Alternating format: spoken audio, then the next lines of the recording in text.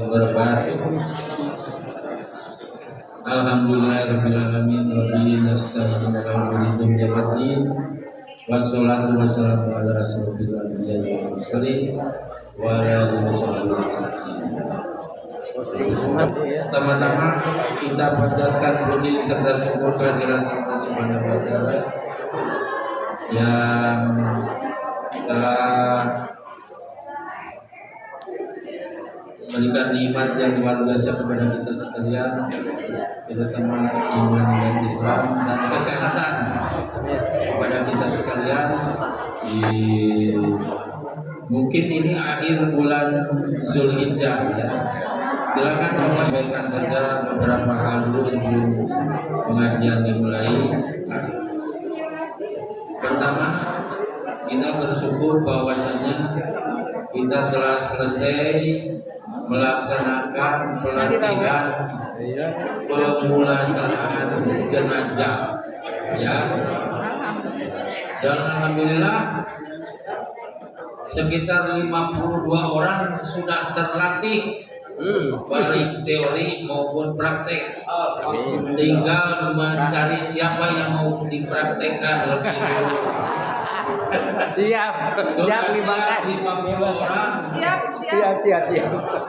Tapi kadinya tunjukna. Sudah siap 50 orang yang bersedia menangani secara ilmiah dan secara praktis ya, baik ditinjau dari sani maupun dari ilmu kedokteran. Mari alhamdulillah ini responnya dari para anggota IKP ini luar biasa. Dari yang terdaftar 50 sekian hadir semua, bahkan lebih dari yang terdaftar kemarin ya. Umur rata-rata di atas 58.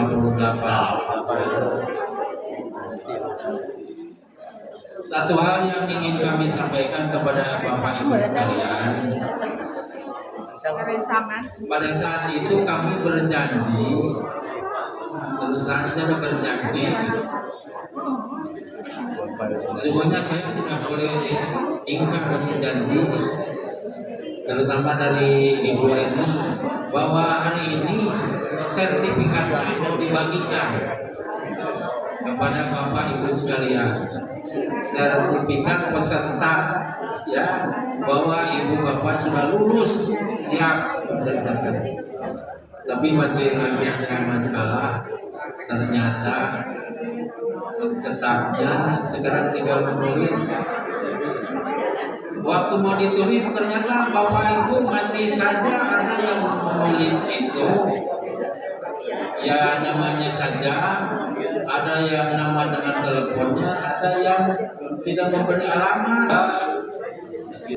Yang ingin kami informasikan bahwa pada hari ini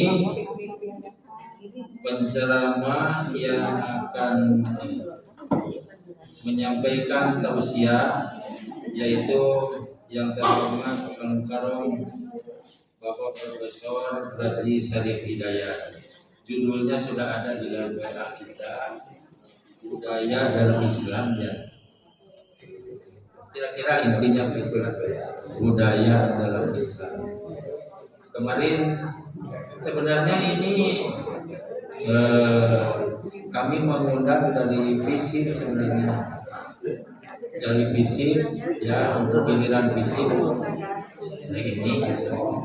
Jadi seperti kita ketahui bahwasanya kita akan bergilir memberikan tausiah dengan ilmunya, bukan ilmu agamanya saja, tapi ilmu fisik itu gimana di dalam agama itu, kira-kira begitu. Kedokteran, hubungan kedokteran dengan Islam itu. Jadi bukan kalau ilmunya saja tidak apa-apa. Jadi kita nanti menggabungkan sehingga tetap paham itu. Jadi bukan, tapi setelah kami cari-cari hubungi sana sini, pada saat ini belum ada yang bersedia. Kemudian moderatornya seperti biasa Bapak Profesor Haji Suganda.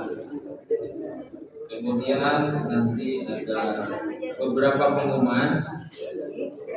Yang pertama pengumumannya nanti kita alhamdulillah pada hari ini, jangan dulu buat nanti kita dapat dukungan untuk konsumsi dari Bapak Profesor Herman berkaitan diantaranya syukuran karena beliau mendapatkan cucu yang ketiga. Ya, kami mohon doa dari semuanya nanti agar cucunya menjadi putra-putri yang soleh-soleha. Kemudian juga dapat dukungan konsumsi walaupun tidak ada pencerahannya dan fisik tetap akan ada konsumsinya. Kemudian dari Ibu Fatmi, dari Ibu Fatmi ada sumbangan konsumsinya. Oleh karena itu acara pada hari ini kami buka saja. Pertama adalah pembacaan ayat suci Al-Quran dibacakan oleh Pak Agus dengan surat Al-An'am 115 sampai 100. Mungkin kami persilakan saja Pak Agus untuk membacakan ayat suci Al-Quran sebelum kami serahkan kepada Bapak Haji Suganda. Assalamualaikum warahmatullahi wabarakatuh.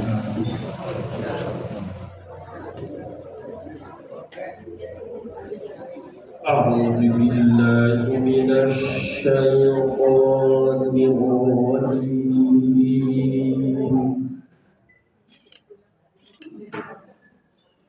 Bismillahirrahmanirrahim.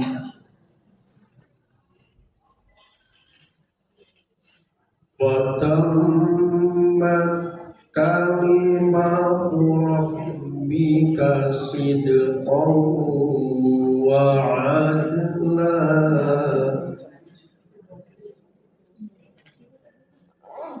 La mubaddila li kalimati wa huwas sami'ul 'alim.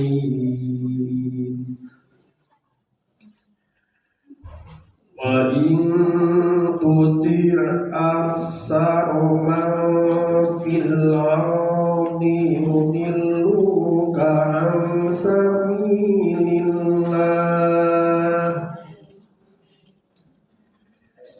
iyattabi'una illa dhanna wa innahum illa yashkurun wa innahum illa yakhrusun.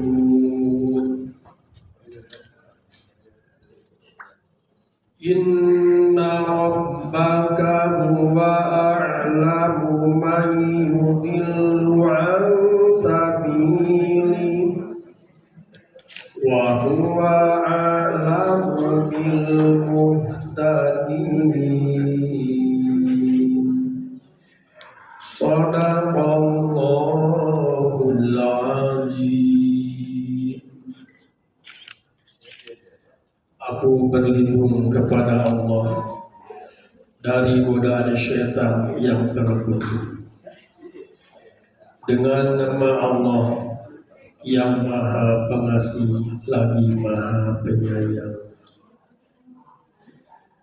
Dan telah sempurna firman Tuhan Al-Quran dengan benar dan adil.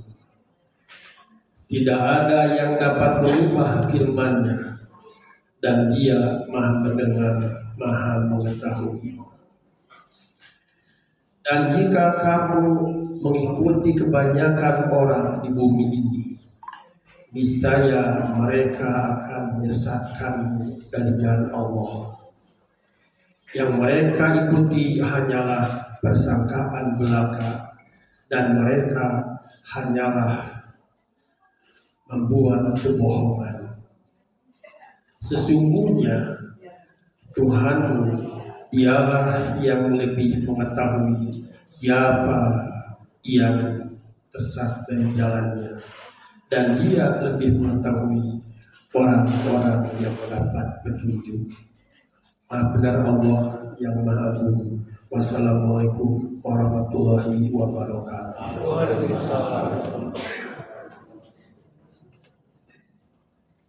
Sudah kasih Pak Agus. Mudah-mudahan apa yang beliau bacakan dalam Al-Quran ini menjadi bahan dan pengamalan kita selanjutnya. Selanjutnya acara ini saya persilakan kepada Pak Suganda untuk memimpin pengajian ini. Saya persilakan. Bismillahirrahmanirrahim. Assalamualaikum warahmatullahi wabarakatuh. Alhamdulillahirabbil alamin. Asyhadu an la ilaha illallah wa asyhadu anna Muhammadar Rasulullah sallallahu alaihi Muhammad wa ala ali Muhammad. Ibu bapak yang insyaallah dirahmati Allah Subhanahu wa taala, pada hari ini sebagaimana tadi telah disampaikan, kita akan bersama-sama mengkaji tentang budaya dalam Islam. Bagaimana kita ketahui, budaya itu kan adalah sistem antara relasi manusia, ilmu pengetahuan, kepercayaan, alat-alat pekerjaan, sistem pekerjaan, semuanya itu tercakup dalam kebudayaan itu. Nah, yang akan diuraikan barangkali oleh Al-Mukarram ini adalah budaya dalam Islam, yang bisa saja kita artikan sebagai budaya menurut Islam, budaya di dalam Islam, atau budaya Islam itu sendiri. Nanti kita akan dengarkan bagaimana beliau menguraikan ini. Mudah-mudahan itu menjadi pegangan buat kita dalam kehidupan kita sehari-hari. Maaf saja, kadang-kadang kita lupa budaya kita itu, kita orang Islam, tapi kadang-kadang budaya kita kok bukan sebagai budaya. Kita usahakan beradaptasi bahwa itu menjadi bagian dari budaya Islam. Dan antara lain misalnya yang masih ada di jurnal itu ada di dalam kitab beda, tidak ada dalam Al-Quran dan tidak ada dalam kitab ini. Tapi masyarakat kita sudah menyerap itu sebagai sebuah ibadah. Dan nanti bagaimana Al-Mukarram mungkin juga akan menyinggung masalah itu. Enggak, Assalamualaikum warahmatullahi wabarakatuh.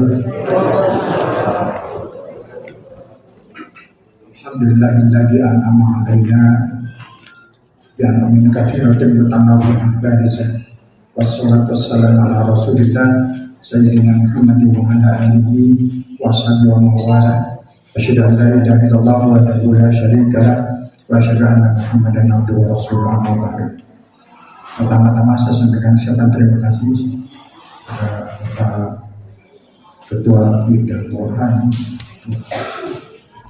kepada moderator yang telah mengizinkan saya untuk berbicara di sini.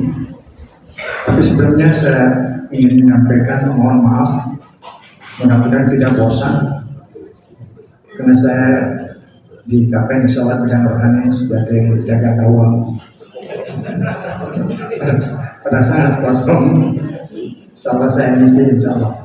Dan kemarin kebetulan Ustaz Fisik malah dari Antropologi katanya mau. Tapi kebetulan saya dari Fakultas Ilmu Budaya, nggak apa-apa sama. Kalau tidak ada dan mepet, biasa ngisi tidak apa-apa. Dengan judul budaya dalam Islam, dalam perspektif Islam. Mulai sejak Bismillahirrahmanirrahim.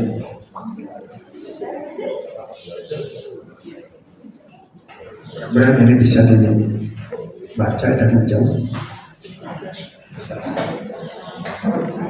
Baik, kita mulai dari nol saja, yaitu tentang manusia. Manusia saat lahir ke dunia itu dalam keadaan pertama, dalam keadaan lemah. Dalam surat Ar-Rum ayat 54.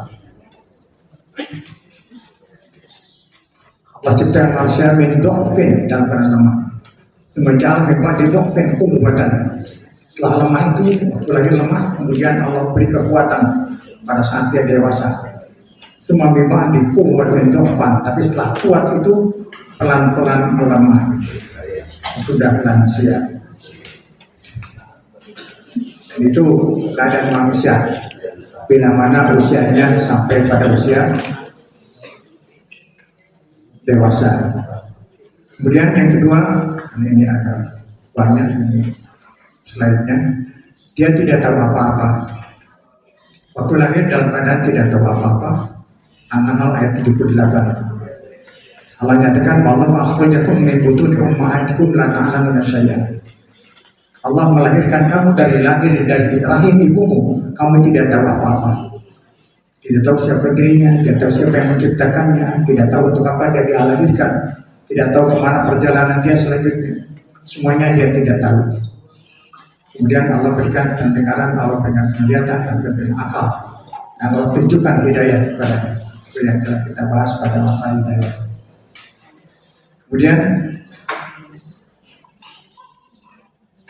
yang ketiga, manusia dalam keadaan fitrah, lahir dalam keadaan fitrah. Tidak ada manusia lahir dalam punya berdosa. Manusia suci dari dosa waktu lahir.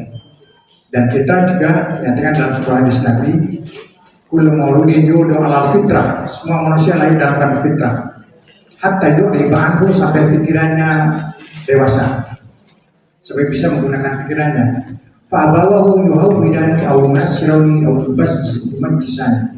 Maka yang membuat Nasrani, membuat dia jadi Yahudi, Nasrani atau dia Majusi, itu adalah kedua orang tuanya. Ini mungkin dalam teori tabula rasa. Manusia lahir, manusia lahir dalam keadaan kita seperti kertas putih, dalam keadaan kosong. Kemudian yang keempat, bahwa manusia lahir sudah terhormat. Manusia lahir sudah terhormat.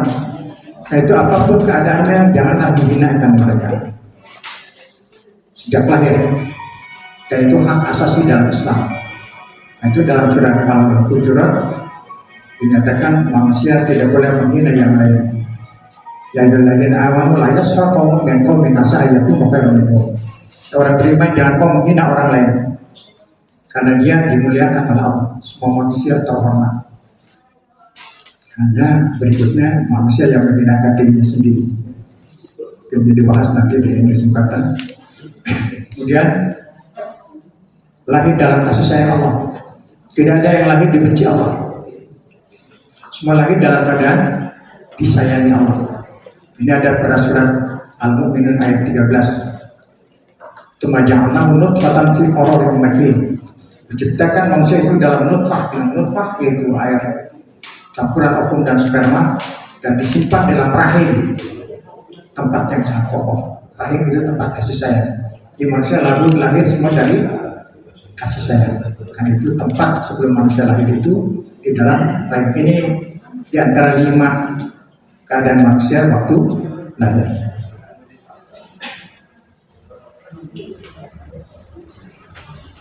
Manusia sebagai khalifatullah fil ardh. Manusia sebagai khalifah Allah di atas bumi ini. Jadi Allah telah merencanakan lahirnya manusia itu sebagai wakil Allah di atas bumi ini. Ini ada Al-Baqarah pada ayat 30.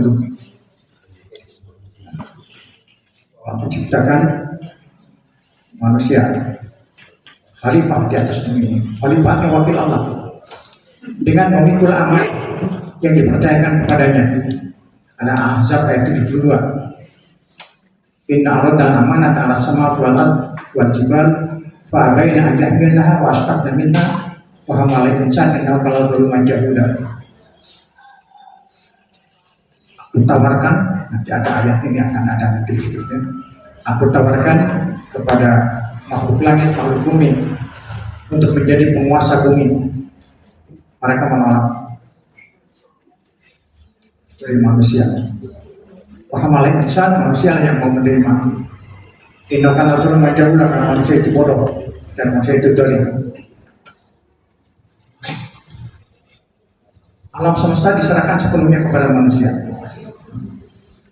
Tetapi selanjutnya bahwa untuk menguasai alam ini Allah bekali manusia dengan indera dan akal budi. Dengan kedua fasilitas ini manusia mampu membaca ayat-ayat kauniyah. Jadi ada dua ayat, ada ayat kauniyah itu alam semesta, dan ada ayat kitabiah Al-Quran. Dan itu yang harus kita baca. Kalau kita di perguruan tinggi di berbagai fakultas umumnya itu ayat kauniyah tentang alam semesta. Sementara ayat kitabiah itu ayat Al-Quran. Allah berikan kemampuan kepada manusia dengan akal. Akal itu memiliki daya ikhtiari, kemampuan membedakan antara benar salah, antara baik dan buruk. Dan di sini Islam menentang aliran yang disebut dengan empirisme dan aliran rasionalisme, karena bukan akal saja, bukan pintar saja, bukan akal saja, dua-duanya sebagai sumber ilmu, sumber sains ya.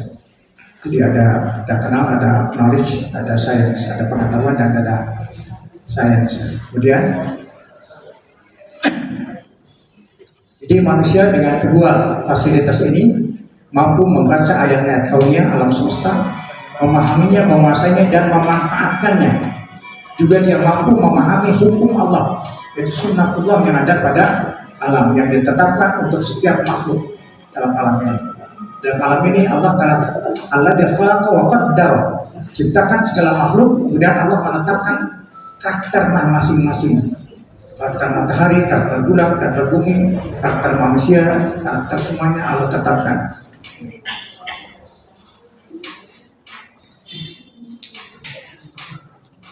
Dan hasilnya dari manusia menggunakan akal pikirannya, lahirnya berbagai fasilitas hidup yang bersifat kultural, budaya yang dapat memenuhi kebutuhan hidup di dunia. Ada kebutuhan pangan, sandang, papan, dan transportasi, komunikasi, dan lain sebagainya. Dan itu adalah yang disebut dengan kebudayaan material.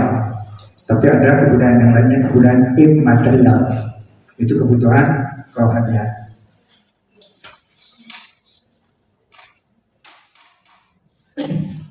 Ini ayat yang tadi saya bacakan dalam Ar-Rum itu. Aku tawarkan amanah kepada makhluk langit, aku tawarkan kepada makhluk bumi, tanggung jawab itu. Kemudian bahkan pada gunung-gunung wal jibal fa'abaina, mereka menolak, wasfaqna minha, dan mereka merasa tidak sanggup, wahamal insan, kemudian harusnya manusia sanggup memikulnya. Menyatakan kesanggupannya, namun memang manusia itu dari jatuh. Ini saya ambil dari gambarnya dari mitos Yunani. Tapi nampaknya ini tetap manusia itu memikul bumi. Allah berikan bumi ini kepada manusia, harus memikulnya dan memanfaatkannya. Asal itu dibuat. Penguasaan alam hanya bisa dilakukan hanya dengan ilmu pengetahuan. Bisa dilihat pada surat Ar-Rahman ayat 33. Ya masyarul jinni wal insi istata'tum an tanfudhu min aqtaris samawati wal ard fanfudhu la tanfudhuna illa bisultan. Wahai jin dan manusia, apabila kamu mampu menembus seluruh lapisan langit dan seluruh lapisan bumi, tembuslah, silakan. Tetapi ingat, kamu tidak akan mampu menembusnya kecuali dengan sultan, kekuatan ilmu pengetahuan. Ini Islam menuntut manusia untuk berilmu pengetahuan. Silakan tembuslah, silakan tembus bumi kalau mampu, dan itu akan melahirkan berbagai budaya sains. Baik, kita lihat tentang kebudayaan dan peradaban. Kebudayaan, culture, sakofah dalam bahasa Arab, Edward Taylor dalam antropologi budaya yang saya lihat yang ditulis oleh Bencana Negara. Kebetulan saya pernah bertemu dengan beliau pada hajian, itu tidak sengaja, dan beliau ternyata pamannya dari wakil dubes waktu itu. Beliau datang dan dengan kualitas visa, dan saya dipanggil oleh waktu dubes. Terus saya bisa ke rumah, ada apa? Ini ada saudaranya Pak Salim. Saya datang ternyata Profesor bicara Ningrat, kita ngobrol masalah budaya dan sebagainya. Alhamdulillah. Beliau hajian pada tahun 96. Dalam bukunya, Al-Baqtillah menyatakan kebudayaan merupakan kebulatan yang kompleks, termasuk pengetahuan, kepercayaan, seni moral, hukum adat, kebiasaan, dan kemampuan serta kebiasaan lainnya yang diperoleh manusia sebagai anggota masyarakat. Itu menurut Al-Baqtillah. Dan Al-Baqtillah dikenal dengan mempelajari tentang sistem kepercayaan masyarakat. Beliau menyampaikan tentang evolusi sistem kepercayaan masyarakat dari mulai yang terendah, yaitu yang mulai dari animisme, kepercayaan akan adanya kekuatan gaib pada alam semesta, sampai pada puncaknya itu monoteisme. Tapi itu ditentang oleh ahli antropolog lainnya, karena pada kenyataannya sekarang pun semua bukan evolusi, semua pun masih ada semuanya. Apalagi tentang oleh Wilhelm Schmidt, antropolog dari Kristen, yang menyatakan bahwa bukan animisme yang paling, budaya animisme yang paling awal, tapi Wilhelm Schmidt menyatakan yang paling awal adalah monoteisme, karena dia percaya bahwa yang manusia pertama adalah Adam. Adam bukan animisme tapi monoteisme, langsung dari wahyu. Dan yang kedua dari kuncaran dari Ki Hajar Dewantara, ayat Dewantara, buah budi manusia, budaya adalah buah budi manusia dalam hidup bermasyarakat. Kebudayaan bisa bersifat material, kebendaan, dan bersifat immaterial, rohanian. Sesuai dengan manusia yang terdiri atas jasmani dan rohani yang bisa dibedakan, tetapi tidak bisa dipisahkan. Peradaban atau civilization itu kebudayaan yang sudah memiliki adab, memiliki moral yang tinggi. Kebudayaan hasil pemikiran manusia yang beradab, bernilai tinggi, dijiwai moral kemanusiaan dan nilai kebenaran, melambangkan budi luhur manusia dan memberi manfaat besar dalam kehidupan manusia. Ini yang saya baca dan saya pelajari. Saya belum pernah tertarik dengan antropologi, tapi tidak masuk antropologi. Jadi saya belajar, alhamdulillah itu bisa beberapa bermanfaat sekali. Unsur-unsur universal budaya ini disepakati oleh para ahli dalam beberapa studi, termasuk dalam ilmu budaya dasar yang diajarkan mahasiswa. Sistem religi dan keagamaan, sistem organisasi kemasyarakatan, sistem pengetahuan, bahasa, kesenian, sistem mata pencaharian, dan sistem teknologi dan peralatan. Ini yang dikelompokkan oleh para ahli tentang kebudayaan, baik itu material maupun immaterial.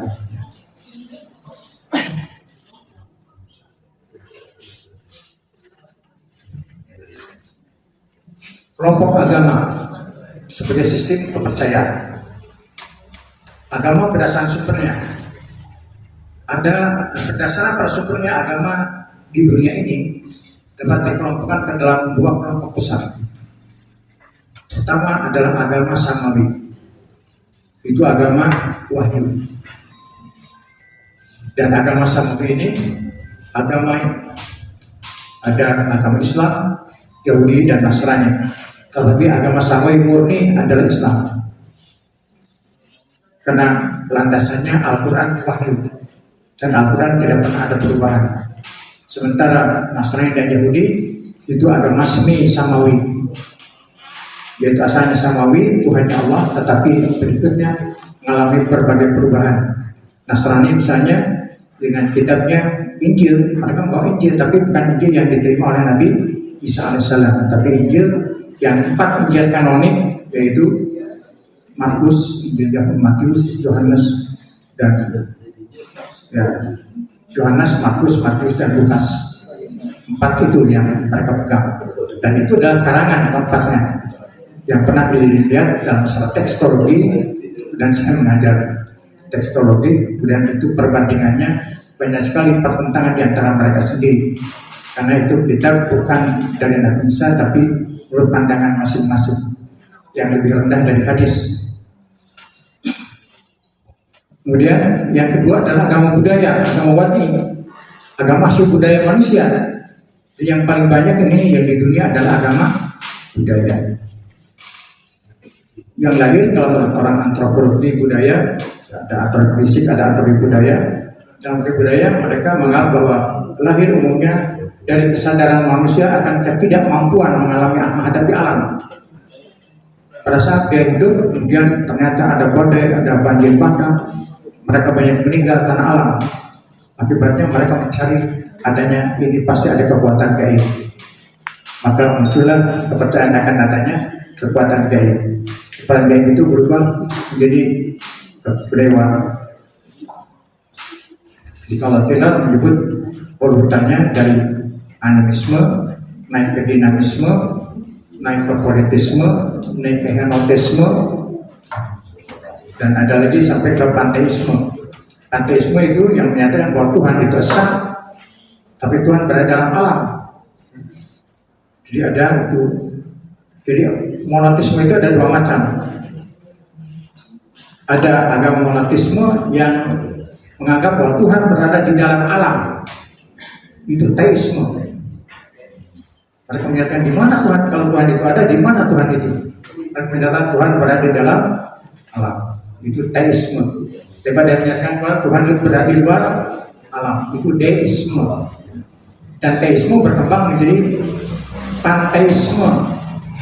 Tuhan bersatu padu dengan manusia yang di Jawa dikenal dengan manunggalin kaulo Gusti, menunggal diri dan aku dengan Tuhan. Itu yang disebut dengan dulu oleh Sunan siapa tuh? Yang pernah ada dulu di Unpad tahun berapa itu? Ada gening kasmen di aula. Itu seorang Sunan yang menganggap Sarpona, tapi yang menganggap bahwa dia adalah dengan Tuhan bersatu padu. Ini budaya, ini agama budaya. Jadi agama itu ada dua macam, sekali lagi agama wahyu dan ada agama budaya. Agama budaya lagi dari hasil pemikiran manusia, ini yang disebut dan bagian dari budaya. Tapi nanti saya lihat kembali selanjutnya.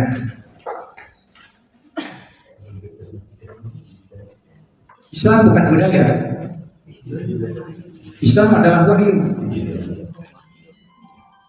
Petunjuk langit. Bentuk Allah yang pencipta, sang pencipta dan penata alam semesta untuk umat manusia.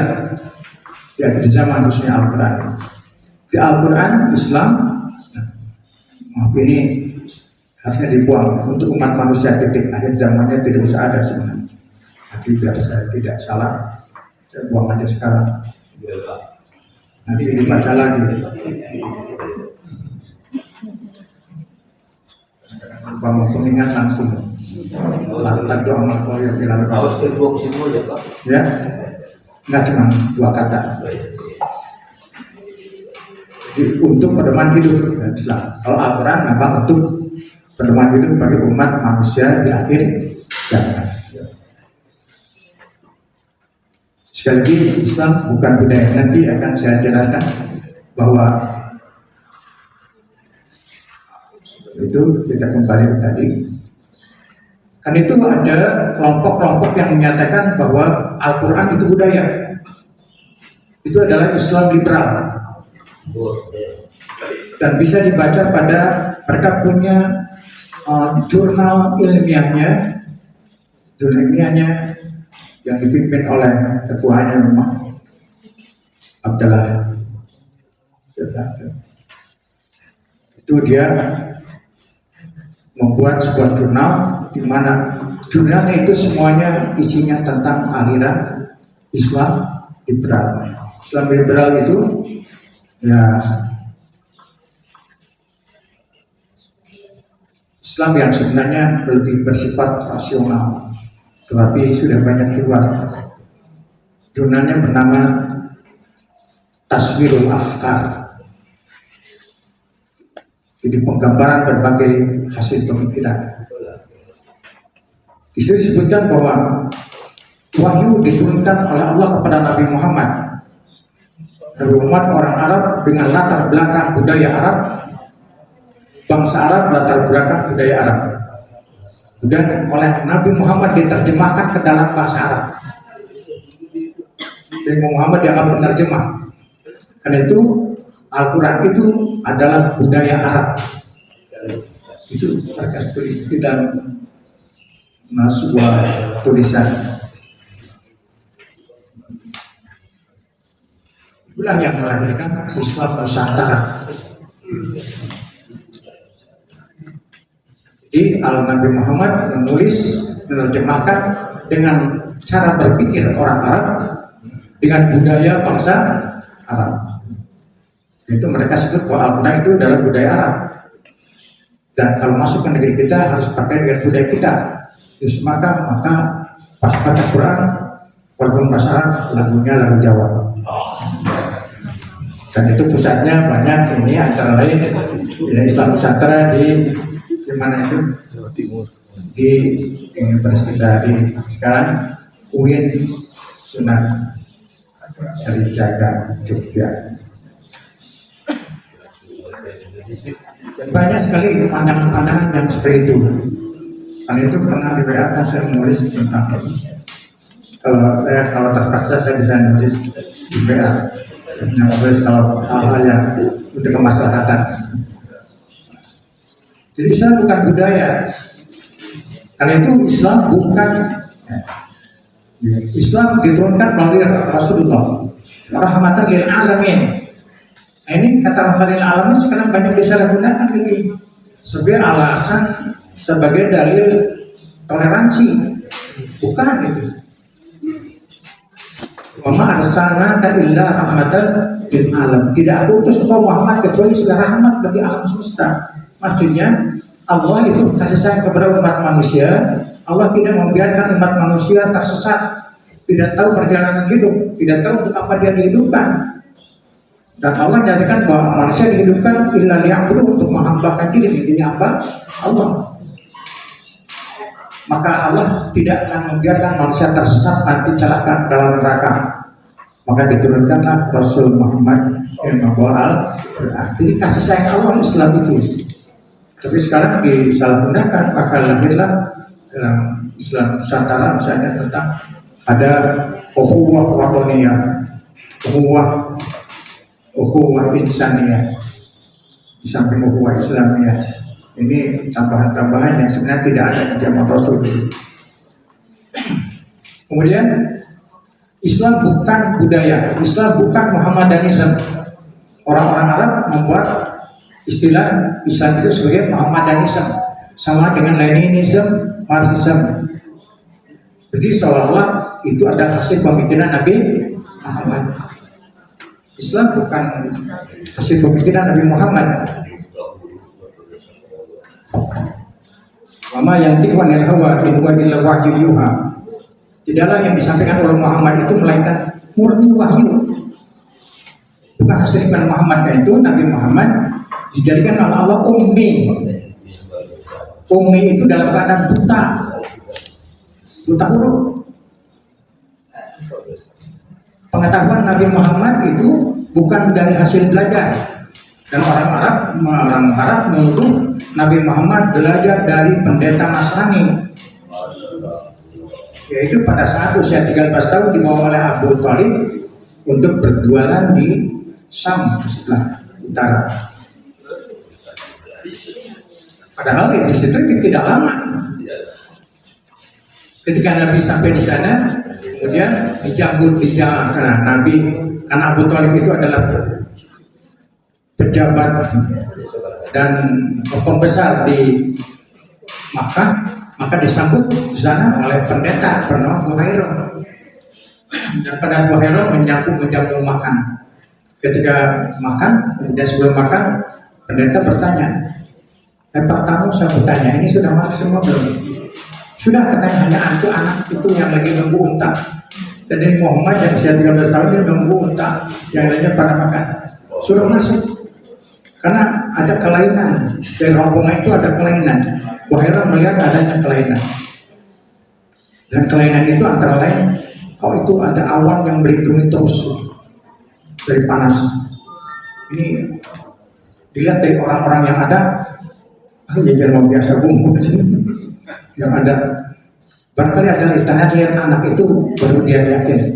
Apa disebutkan dalam Injil ini jawabannya. Dia ini seorang rasul. Dan dia menyatakan jangan lama-lama, cepat anak ini dibawa pulang. Kalau diketahui oleh Yahudi dibunuh dia pasti. Jadi karena itulah maka dalam Quran ada yang paling baik di antara agama luar itu adalah hanya Nasrani kepada orang Islam. Itu ada Quran menyatakan. Maka tidak lama langsung Abu Thalib setelah selesai cepat pulang. Jadi bukan belajar di sana. Orang Barat menganggap menuduh itu belajar pesantren. Jadi semuanya yang disampaikan itu adalah bukan hasil bacaan Nabi Muhammad. Kalau kita bisa melihat kan kalau membimbing mahasiswa yang banyak baca dan kurang baca kelihatan pengetahuannya. Jadi Nabi Muhammad banyak pengetahuan bukan karena banyak membaca, tapi karena wahyu Allah. Jadi bukan Muhammadanisme sekali lagi. Islam bukan Muhammadanisme sama dengan Leninisme, Marxisme. Bukan, artinya kalau Muhammadanisme artinya hasil karya pemikiran Nabi Muhammad. Muhammad adalah manusia pilihan sebagai Rasulullah yang menerima dan membawa wahyu untuk pedoman hidup. Ini belum sampai pada berikutnya wahyu Allah. Islam melahirkan budaya. Islam bukan budaya, tapi Islam melahirkan budaya. Keimanan manusia sangat besar mempengaruhi perilaku manusia. Perilaku mukminin diatur oleh aturan Allah yang disebut syariat, yang mengatur seluruh aspek kehidupannya, baik hubungannya dengan Allah, hubungan dengan Allah, maupun hubungan dengan sesama manusia, hubungan dengan nas, termasuk hubungan dengan alam. Dan syariat mengatur berbagai aspek kehidupan, antara lain aspek ibadat dan muamalah. Ibadat hubungan dengan Tuhan dan muamalah hubungan dengan sesama manusia. Nah, ini semua melahirkan budaya. Dalam pelaksanaan syariat, muslimin memerlukan berbagai perlengkapan dan syaratnya. Antara lain, misalnya untuk sholat harus memakai pakaian yang tertutup, menutup aurat. Dalam kehidupan sehari-hari juga harus menutup aurat. Laki-laki antara pusat dengan tertutup dan untuk perempuan adalah seluruh tubuhnya, kecuali muka dan telapak tangan. Bagaimana cara menutupnya itu? Nah ini benar budaya, silakan. Al-Quran tidak harus mengatur, harus pakai kebaya, harus pakai baju. Kalau laki-laki harus pakai koko, nggak ada itu aturan. Pakai gamis tidak ada aturan itu. Silakan sesuai dengan budayanya masing-masing. Jadi Islam hanya mengatur yang penting menutup aurat, dan aurat bukan warna kulit saja. Ada yang hanya warna kulit saja, tapi lekuk-lekuknya semua nampak. Beli ibu-ibu BNN, BNN.com, itu kelihatan sekali bentuk tubuh itu. Itu harus jangan kelihatan bentuk tubuhnya. Jadi itu menutup aurat, silakan. Caranya dengan kain, dengan apa, dan tentu mereka menutup di awal-awal dengan kulit hewan. Jadi ada Islam membebaskan tentang cara, silakan berbudaya. Kemudian ini pakaian misalnya, kemudian tempat ibadat masjid seperti apa, membuat sesuai dengan tempatnya. Di tempat-tempat itu sesuai dengan lingkungannya. Di tempat misalnya di tempat para masjid, mereka membuat dari bebatuan ditumpuk. Kalau di tempat kita misalnya, maka membuat seperti dari bambu. Silakan, karena itulah maka lahir berbagai arsitektur masjid. Saya punya buku tentang The Mosque, berbagai buku, berbagai masjid, budaya masjid, arsitektur masjid di dunia. Itu berbagai macam-macam. Dan di negeri kita pernah diseragamkan oleh amal bakti Muslim Pancasila kan. Semua masjid di Indonesia harus seperti Masjid Demak. Itu Javanisasi itu, dijawakan dan diberi bantuan oleh Presiden dulu zaman Pak Soeharto. Masjidnya harus seperti itu. Nah, biarkan saja di Sumatera Barat itu atapnya seperti tanduk kerbau, itu silakan itu. Jadi itu silakan gunakan, tetapi artinya yang penting semuanya adalah dari barang-barang yang halal. Islam tidak menghalalkan budaya. Bahkan Islam melahirkan berbagai budaya. Kemudian juga tentang budaya salam. Ini kalau yang imaterial, assalamualaikum dibudayakan. Dan Nabi menyatakan orang mukmin la yadkhulul jannah hatta yu'minu. Tidak akan masuk surga sebelum beriman. Wa yu'minu hatta tahabbu. Tidak akan masuk beriman kalau tidak saling menyayang. Wala tahabbu hatta tusallimu. Dan tidak akan saling menyayang kecuali mengucapkan salam. Islam tidak punya assalamualaikum warahmatullahi wabarakatuh. Sekarang, ya. Jadi Islam melahirkan budaya, termasuk budaya taziah dan sebagainya. Baik, kemudian nanti ini termasuk ada budaya lainnya yang diserap dari yang kemarin Buya memposting itu buat tahlilan itu teman saya tanya, itu adalah memang budaya, ya. Itu budaya, tapi harus dibahas tersendiri. Yang dalam Islam memang tidak ada. Tapi kalau baca Quran ada, dan saya baca. Nah, saya masih ingat ibu saya sebelum meninggal, karena meninggal usia 93 tahun, usia 9 tahun, mohon ibu maut wayah dan karim di imah beberapa poin mau lama ditinggalkan ngaji Quran. Kumpul kami ngaji Quran bersama, dan Imam Syafi'i menganjurkan sunat. Jadi itu, karena itu ilmu yang diajarkan, ilmu yang bermanfaat. Ibu saya mengajarkan baca Quran, dan kalau saya membaca Quran maka pahalanya insya Allah sampai kepada ibu, jalurnya dari jalur itu. Ya. Kita lanjut dulu. Ya. Islam membimbing manusia menuju kehidupan yang beradab. Islam mengajarkan kebenaran dan kebaikan. Kebaikan mudah didapat manusia, tetapi kebenaran sulit didapat hanya dengan akal manusia. Lihat kebaikan, banyak orang-orang Jepang kan orang baik, perilakunya baik, lebih bersih, mereka berjalan lebih bersih, dan itu memang karakter manusia. Tapi akhlaknya banyak orang yang berakhlak baik, banyak tanpa agama, tanpa Islam. Karena orang-orang yang buat apa Islam? Mereka pun jadi baik, tapi baik itu belum tentu benar. Dan Rasul itu punya studi utang lima makarimal akhlak. Aku diutus untuk menyempurnakan akhlak manusia. Akhlak manusia banyak sudah baik, disempurnakan dengan menjadi benar. Jadi baik itu belum tentu benar, karena baik benar adalah lingkupnya etika, dan benar salah lingkupnya logika dan filsafat. Jadi Allah memberikan langsung kebenaran melalui wahyu. Wahyu membimbing manusia dan dalam berbudaya, sehingga budaya yang dilahirkan tidak bertentangan dengan kebenaran. Masyarakat Mesir melahirkan kebudayaan dan peradaban Islami yang berbagai aspek kehidupannya dan berdasarkan pada Al-Quran dan Sunnah Rasul.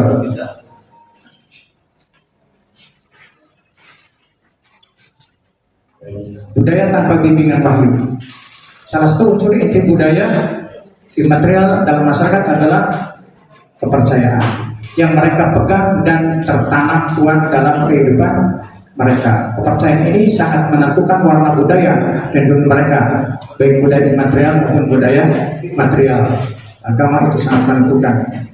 Manusia ditakdirkan melalui pasangan karakter antara baik dan buruk, antara benar dan salah. Karena itu kedua karakter ini melahirkan budaya yang berbeda. Di satu sisi budaya positif, budaya yang sejalan dengan kebenaran.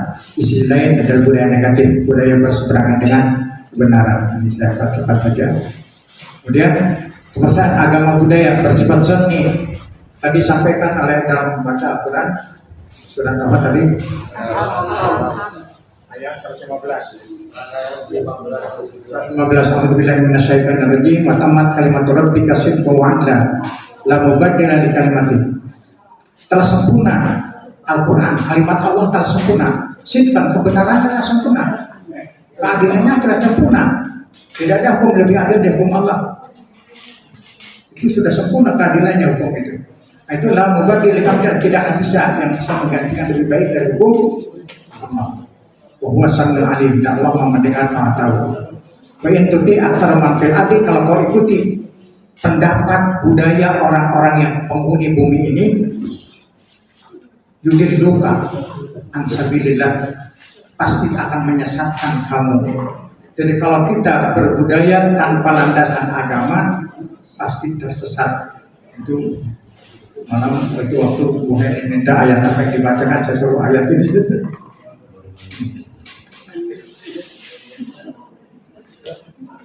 In yatadu illa zanna, yang mereka itu hanya spekulatif. Zon itu kita sebut husnuzon, apa husnuzon? Baik sangka, suzon, buruk sangka. Yang mereka itu bukan kebenaran, hanya dugaan-dugaan saja.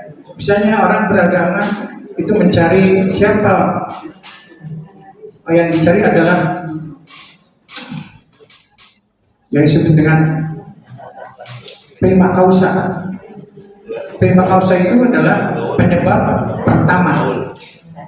Siapa yang melahirkan saya? Ibu, bapak. Bapak saya, kakek, nenek. Terus sampai ke puncak. Itu mandek, tidak ditemukan.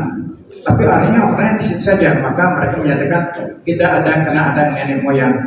Maka mereka menghormat nenek moyang. Mereka mempertuhankan nenek moyang. Pengetahuannya sampai di situ. Itu zonni saja. Orang Israel telah menemukan dulu tentang Tuhan, bahwa Tuhan itu esa. Mereka temukan. Karena lihatnya hukum alam ini, hukum alam ternyata hukumnya satu.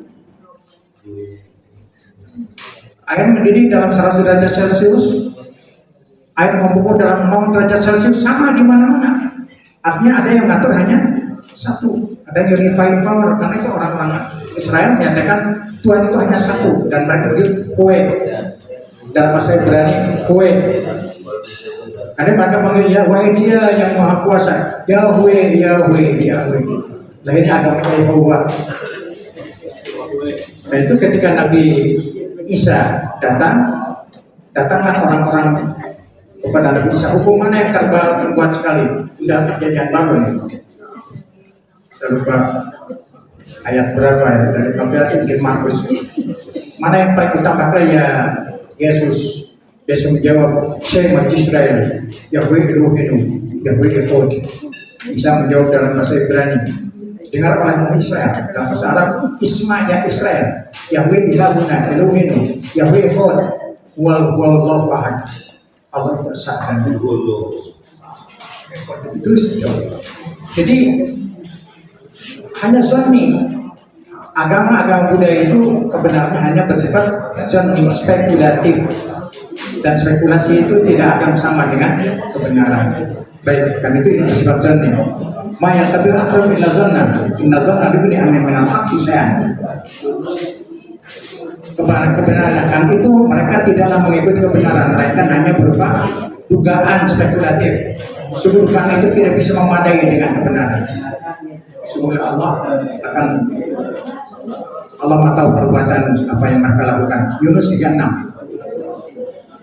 Budaya Nusantara, peninggalan leluhur kita, masyarakat di kawasan Nusantara sebelum Islam mengalami perjalanan sejarah panjang dengan lintas berbagai agama dan kepercayaan, mulai dari animisme, dinamisme, Hindu, Buddha, Kristen, dan aliran kepercayaan. Di Indonesia lebih dari 250 aliran kepercayaan. Itu yang diinventarisir oleh Dirjen Kebudayaan. Maka budaya pun tumbuh dan berkembang menjadi kepercayaan masyarakatnya. Kita Islam masuk bentuk budaya dan tradisi masyarakat Nusantara merupakan budaya campuran dari berbagai keyakinan. Kondisi ini berbeda di berbagai wilayah Nusantara. Misalnya budaya masyarakat Tanah Jawa sangat kuat di pengaruh Hindu-Buddha dibandingkan dengan di masyarakat di Sumatera. Dan itu seperti yang diungkapkan itu, tahlil itu ada budaya dan Hindu, betul. Tidak ada dalam Islam. Tapi nanti harus dibahas lagi, ini harus selesai bahasanya. Tahlilnya tidak ada. Tapi kalau saya baca beberapa dalam Fiqhus Sunnah, ini bukunya ukuran kecil, ukuran A5, saya cari, yang kecilnya, yang gedenya ada, dan dalam Riyadhus Shalihin. Ini jelas sekali bahwa misalnya pada Riyadhus Shalihin, ini pada Fiqhus Sunnah, ini nanti aja dibahas panjang ya.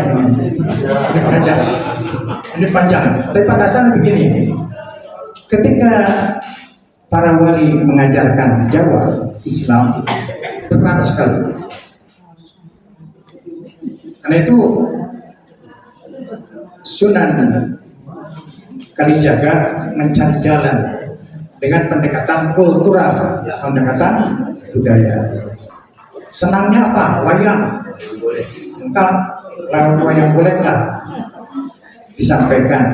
Lahirlah ada jimat layang kalimat syahadat. Masuk dengan adat sakaten. Sakaten itu adalah ada acara-acara sakaten. Sakaten itu masuknya itu tidak bayar uang, tapi harus baca syahadat. Syahadatain. Jadi sakaten, asyhadu an la ilaha illallah, masuk. Jadi pemasukannya. Kemudian pada upacara kematian itu ada malamnya ketiga, kelima, ketujuh, 10, matang puluh, 40 ya, 100, 1000, 1000. Itu juga itu budaya itu. Tapi Sunan Kalijaga mengajarkannya masukkan la ilaha illallah, inti ajaran Islam. Dan itu la ilaha illallah, la ilaha illallah, memperkuat la ilaha illallah kepadanya supaya mengucapkan la ilaha illallah, tidak Tuhan selain Allah. Itu yang diajarkan. Tapi itu pun ditentang dan diingatkan oleh Sunan Ampel. Sunan Ampel, kenapa pada begitu? Nanti SED ngomongin nanti soalnya memperbaikinya. Sunan Ampel, tapi Sunan Pepalang, Sunan Bonang, Sunan Kalijaga menyampaikan itu, dan itu budaya. Jadi itu di negeri kita ini memang terjadi seperti itu lah. Dan itu sampai ke wayang kan. Wayang pun dulu di India tidak ada wayang Cicepot. Semua akan wayang itu. Jadi Cicepot, Ciudel, dan itu yang senang. Malah Cicepot jadi dakwah. Kalau asal Sunan lah yang kan dalam budaya ngajarnya malah Cicepot mah bukan apalagi mungkin cocok untuk lansia. Ngajarnya bukan mampai jalan satapak, ajar juga sendiri lembur. Mampai jalan satapak, ajar juga ini kubur. Itulah perjalanan sebab jelas takdirna. Jadi mesti daftar. Jadi budaya itu ya. Tapi ada beberapa hadis Nabi di sini, misalnya pada yang sahih, hadis-hadis sahih di sini disebutkan bahwa Imam Syafi'i misalnya tentang doa sampai tidak, doa itu sampai. Tapi dalam baca Quran sampai atau tidak, ini ada Imam Syafi'i malah menyebutnya itu sampai doa kita, baca Quran kita. Malah Imam Syafi'i menyatakan Allah Ta'ala yustahabu ayyub ra'a indahu syai'un minal Quran. Di dalam kitab Al-Majmu' Imam Syafi'i menyatakan sunat membaca Al-Quran ketika ada yang meninggal. Wa in khatamu Al-Quran indahu kana hasanah. Kalau bisa tamat itu lebih bagus. Itu para santri kalau ada yang meninggal banyak Quran malah. Dan saya kalau diminta, karena berapa kali saya minta untuk tahlil. Saya bukan HTI, disebut tahlil. Saya bukan HTI, bukan disebut tahlil. Saya tidak bisa tahlil. Yang memang ada bukunya, kita kan Majmu' Syarif. Majmu' Syarif bisa kita baca. Tapi saya baca, baik kita baca Quran saja bersama ibu, baca Quran saja malam-malam. Dan itu ada keterangannya. Nanti dibahas saja khusus itu. Kita lanjut aja dulu. Jadi Islam asli itu sudah campur kita keyakinannya. Kemarin di itu kan ada tatoyur kepercayaan akan adanya tentang suara burung hantu, hamil ayam kongkorong tengah poe ayam jadah lahir kan ayam kesit ancuing maut anaknya keyakinan itu, dan itu memang Islam tidak boleh diyakini. Dan biarkan aja burung itu kan enak kalau kita dengar ya. Itu tatoyur namanya, dan lain itu saja banyak kata-kata yang lain yang harus kita jauhkan.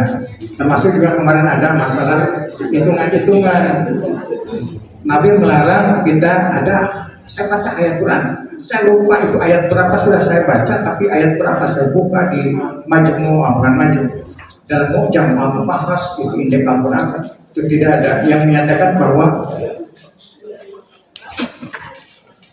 jangan mengecam waktu, mengecam hari. Ada yang kan meninggal kalau perkawinan tentang hari Sabtu, jangan di sini mah tidak laku cilaka. Itu pun anak masyarakat atas salah karena namanya anak maka itu hak 1, 6, 2 jumlahnya 3 itu gitu. Kayak kurang 4 sama ini ada ringan kebab utama. Jadi perhitungan penuh itu. Jadi ini di dalam Islam budaya itu tidak ada. Kemudian hal ini menjadi dimanapun dan lihat warisan budaya sulit ditinggalkan. Al-Baqarah 170. Wadzakina lahum ittabi'u ma anzalallah, bila dikatakan pada mereka ikuti yang diturunkan Allah, ikuti Al-Qur'an. Qalu mereka menjawab banget tapi ma'alfaina aba'ana alaihi aba'ana. Tidak, kami tetap akan mengikuti apa yang disampaikan oleh nenek moyang kami. Dan salah satu Islam susah masuk dulu masalah budaya. Mereka berat meninggalkan tradisi nenek moyang. Kemudian tidak boleh taat dalam maksiat kepada Allah. Bagaimana nenek moyang kita tidak harus menghormati, kita tetap menghormati orang tua nenek moyang kita. Tetapi tidak ada taat ke dalam maksiat kepada Allah. Kita jangan maksiat kepada Allah. Tetap kepada orang tua berlaku baik. Wa in jahadaka ala an tusyrika bihi ma lam yu'min fala tuti'huma. Kalau orang tua memajak kita untuk musyrik kepada Allah, jangan ikuti, tidak berdosa. Masalah itu dunia ma'rufah, tapi tetap bergaul dengan mereka, sikap tetap baik. Itu harus sikap positif. Kemudian ada Islam mengutamakan kebaikan. Ini lewat jendela. Kebaikan adalah kebenaran. Salbirrah walau turun dalam masyarakat maghrib. Ini juga yang sangat penting, bahwa Islam tidak melihat budaya barat, tidak melihat budaya timur. Ini silakan pada surat Al-Baqarah 177. Bukan berkiblat budaya ke barat, bukan berkiblat budaya ke timur, tapi melihat nilai baiknya. Budaya barat kalau baik, mengapa tidak diambil? Kita pun punya TV, punya apa itu? Budaya barat punya mobil barat, pergi ke internet pakai mobil ke motor. Itu budaya barat. Tidak diharamkan, silakan. Tapi bagaimana cara penggunaannya? Termasuk waktu itu semua baik dalam Islam. Tidak ada waktu jelek. Tidak boleh mengecam waktu. Semua waktu baik. Kalau orang Islam mau melakukan pernikahan, itu memang benar waktunya. Udah akhir bulan, awal bulan, tergoda duit, orang daratan. Hari Ahad awal bulan. Ya, jadi bagaimana budaya nenek moyang? Walaupun beda nenek moyang, kalau kemusyrikan itu jangan diambil. Ya. Karena itulah maka saya ketika jadi ketua panitia perubahan fakultas ilmu budaya dari fakultas sastra ilmu budaya, mau arahnya kemana? Dalam penelitian saya arahkan semua budaya diinventarisir, budaya Sunda misalnya. Inventarisir semua budaya Sunda itu. Tapi saya itu diteliti mana budaya yang cukup diarsipkan dan mana budaya yang bisa dikembangkan. Budaya Sunda misalnya banyak. Sili asli, sili asa, sili asuh. Itu bagus. Jangan dibuang. Tapi Islam itu tidak mengenai barat yang ada timur. Yang barat kalau baik ambil. Tapi kalau yang buruk walaupun dari nenek moyang buang. Nah ini yang terakhir. Ya itu aja saja. Ini bagaimana Muslim menyikapi budaya leluhur kita, mengetahui dan memahami segala budaya leluhur, menghormatinya budaya capaian mereka. Kita hormati karena sesuai dengan keyakinan mereka. Kita memilih antara budaya yang sejalan dengan Islam dan yang tidak sejalan. Mengasihkan dan memuseumkan sajalah budaya yang peninggalan leluhur yang tidak sejalan. Syuk bahwa itu pernah ada. Membuat segala budaya sejalan dengan Islam dengan melandaskan pada syariat Islam. Beberapa lingkungan Muslim Melayu, antara lain masyarakat Muslim di Minangkabau, menetapkan panduan budaya semboyan, ya, adat bahasa isyarat, syarat bahasa kitabullah. Jadi budaya berlandaskan syariat dan syariat berdasarkan kitab segala. Dan ini ternyata dalam naskah itu bukan di Minangkabau saja. Dalam naskah Asabima, Sultan Bima juga di Siak. Tadi kebetulan yang pertama saya ada gambar itu Istana Siak, Istana Sultan Kasim II tahun 2009 saya ke sana, saya ambil fotonya. Dan itu ternyata di naskah-naskah itu ada bahasa isyarat. Kemudian di Goa, di Sulawesi, kemudian di Bau-Bau, di sana ada Sultan Bohong. Saya pernah ke sana juga, dan di sana sama ternyata bahwa budaya itu sudah disesuaikan dengan Islam, bukan Islam disesuaikan dengan budaya. Kemudian kita wariskan budaya Islami, selamatkan generasi muda kita, anak keturunan kita dari api neraka. Ku anfusakum wa ahlikum nar. Jaga dirimu dan anak keturunanmu dari api neraka dengan cara mewariskan budaya yang bersih dari kemusyrikan. Bentuk lain berpertentangan dengan tauhid. Islam bukan budaya, tapi Islam melahirkan dan membentuk budaya dan peradaban. Budaya dan peradaban Islam adalah budaya dan peradaban yang menambahkan Islam, bermanfaat bagi manusia dalam kehidupan dunia dan akhirat. Allahumma fikirna bittariq. Assalamualaikum warahmatullahi Bapak sekalian, menarik sekali karena sebenarnya kalau bicara budaya itu bicara tentang kehidupan kita dari hari ke hari. Kita sebenarnya ada di dalam sebuah budaya. Al-Karom Islam menjelaskan budaya menurut Islam dan budaya Islam yang Islam melahirkan budaya Islam. Saya melihat bahwa Al-Karom barangkali juga Islam, budaya Islam itu kayak konstitusi. Misalnya menutup aurat itu jelas bahwa nanti ditutupnya pakai sarung, pakai apa. Lihat saja cara berjilbab orang Indonesia, orang Turki, orang Iran. Tapi dasarnya adalah pada matching sebagai Ibu Suganda atau Ibu Iva, pada nabrak warna mangga asal menutup aurat. Jadi saya kira seperti itu. Tapi kabarnya Pak, jangan menggoda itu loh. Ya, tidak berbahaya. Akhirnya begitu. Ya, dan jangan mudah goda. Bangga, kita menambah pesan kita. Ini itu harus betul. Pak Gus Ibu ya, Assalamualaikum.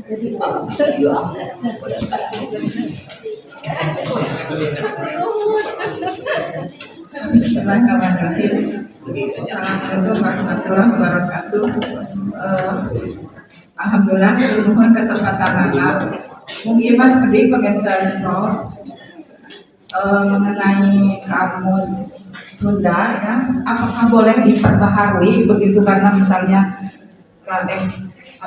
Sampurasun itu tidak ada nggak misalnya caranya supaya itu kan sudah membudaya. Saya sendiri suka itu bilang begitu, boleh nggak dimasukkan aja misalnya namanya kamus kekinian lah misalnya, karena kan banyak kata-kata yang baru begitu, dibuatlah aja begitu.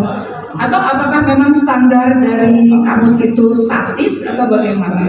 Itu penginten kahiji. Kaduana mengenai acu hitam-hitam itu pun incu sekolahnya di SD Merdeka itu tiap Kamis katanya itu budaya Sunda begitu. Nah itu aja saya kira. Itu nuhun. Pada Ibu Sumaros Pak tadi menunjukkan Islam membuahkan budaya. Oke, ayat Sunda Wiwitan simpuring sok kadamu tidak sok kadamu dalam pacaran pernikahan kita panggungan tempat pilihan yang panjang. Alhamdulillah binurul rahmat ilahi bagja bidanih barokah tumbuh gaul sunnah usul incak antak di Islam takandang bakal bidan paripat bangsadamian itu wajib mustari sastraslan. Nah, itu pas sudah minta tapi dari budaya Islam itu perjalanan. memang kalau kalimat-kalimatnya kan Islam, hanya bahasa Sundanya Sunda Kuno, Sunda lama ya, baru kain pengatur. Tapi kalau isinya tentang kayak yang berkait keimanan dari luar Islam, saya dulu di kampung Pak Agus, saya pernah sekampung dan Pak Agus itu upacara setelah panen itu memberikan menghormati dan memberikan sebuah penghormatan, memuja roh-roh yang mulai dari tempat jauh sampai yang dekat rumah, buka tengkuku bangunan, buka pincak, buka tapakan. Bahasanya, saya dulu pernah kaget tercengang waktu itu diundang. Jadi itu semua yang secara keimanan ada unsur-unsur keimanan luar Islam itu sebaiknya tidak masuk pada kemusyrikan. Contoh lagi di sana di Jogja 30 Rajab itu ada upacara sekarang ini apa namanya itu upacara itu doa Islam, tapi itu diabadikan. Jadi yang segitu di sana tidak diabadikan, kalau di Sunda tidak. Di sana di Sunda tidak diabadikan. Di sana banyak sekali gerbek mulu, gerbek kemarin banyak gerbek di sana. Jadi setiap ini mereka itu membuat upacara seperti itu, kemudian mengirimkan makanan-makanan ke laut. Nah ini kemusyrikan, tapi doanya itu sinkretisme kan? Saya kira bagaimana kayak gitu, kayaknya mau gitu bacakan padahal itu acara kemusyrikan. Jadi banyak sekali hal yang seperti itu, termasuk upacara itu. Jadi kalau misalnya banyak budaya-budaya dari luar Jawa itu yang diabadikan, tidak boleh kemarin gunungan itu ya, itu selalu gunungan ada. Kenapa sekarang tidak ada dengan bansos? Kan ini membagikan hasil panen, sudah diperbutkan. Dan itu harus terus seperti itu. Dia seolah-olah tidak mau meninggalkan tradisi nenek moyang. Kalau Islam sudah hijrah saja dengan cara baik. Sekarang saya bagikan aja dengan Jumat Berkah, misalkan. Sebenarnya seperti itu lah. Tapi itu memang agak sulit ya. Tapi kalau di luar Jawa itu tidak terlalu sulit. Kalau di luar Jawa itu dan Jawa pun Jawa Tengah, Jawa Timur lain. Kan itu dulu saya pernah di Bangkalan, saya pernah datang ke 4 kabupaten di Madura, sampai Sumeneb, sampai di Pasaman, guru-guru di atas. Nah di Bangkalan Kiai ini menyatakan kami sangat ketat untuk masalah Madura, masalah kemusyrikan, karena Sunan Ampel mengajarkan dulu begitu. Beda dengan di Tanah Jawa, malah saya kaget dengan orang-orang Bandung datang mapai makam, memiliki makam saya, kodil, apa itu sampai ke semua datang ke makam dan mereka banyak yang meminta, yang mau minta.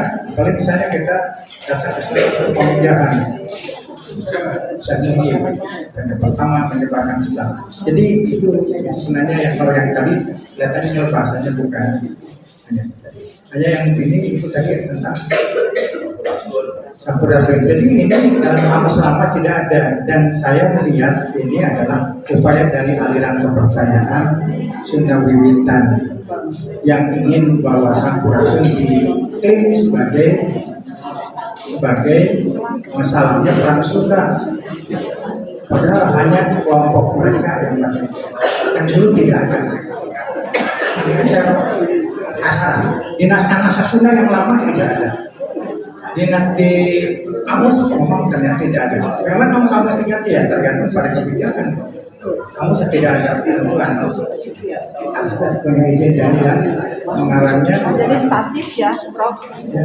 Kamus itu Ya itu manfaatnya apa itu? Kalau orang muslim salah assalamualaikum sudah sempurna. Selamatan nanti salam akan dibahas insya Allah tentang salam muslim kita bahas tentang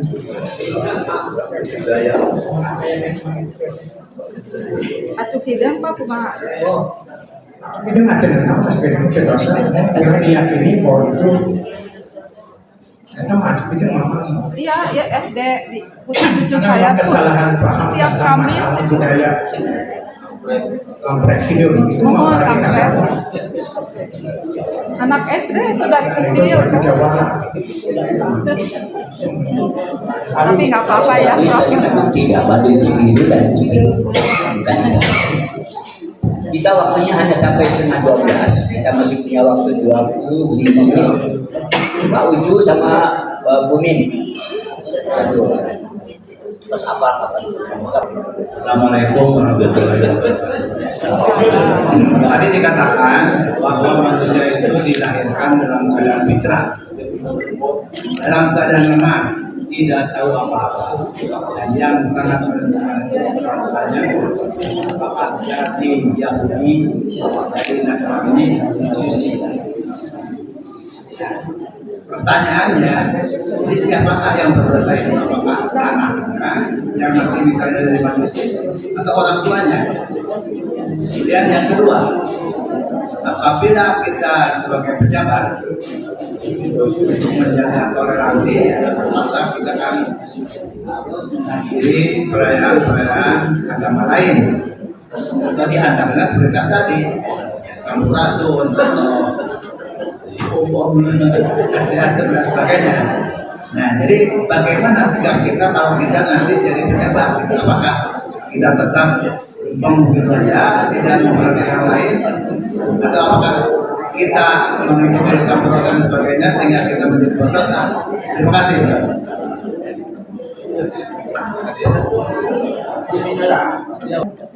Bismillahirrahmanirrahim. Assalamualaikum warahmatullahi wabarakatuh. Ada yang menarik untuk saya. Tadi Bapak menjelaskan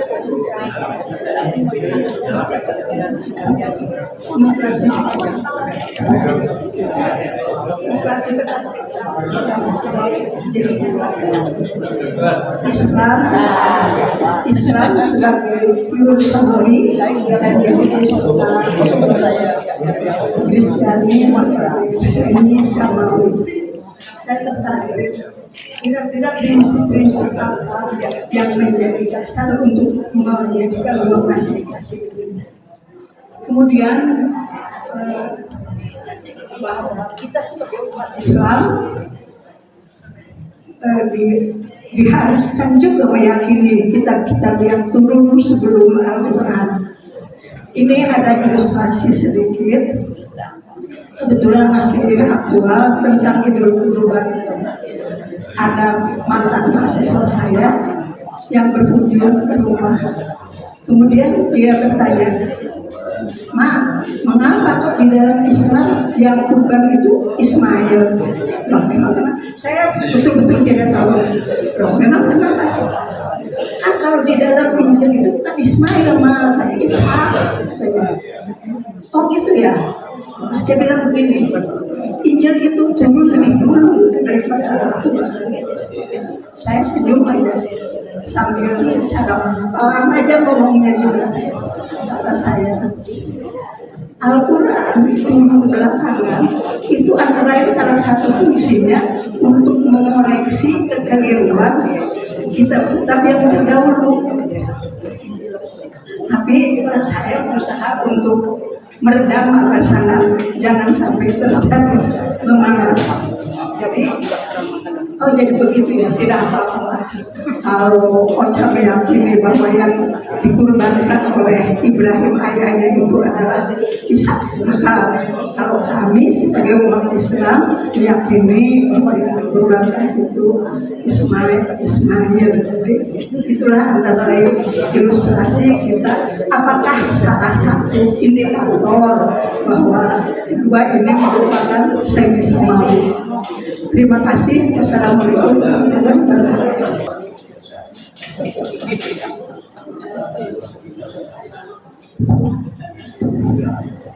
Turun. Assalamualaikum warahmatullahi wabarakatuh. Pak Ustaz, saya kemarin membaca ini di WA. Bid'ah. Apa itu kaitannya Wahabi, Salafi dan sebagainya. komentar dari Adi Hidayat terakhir yang saya sampaikan.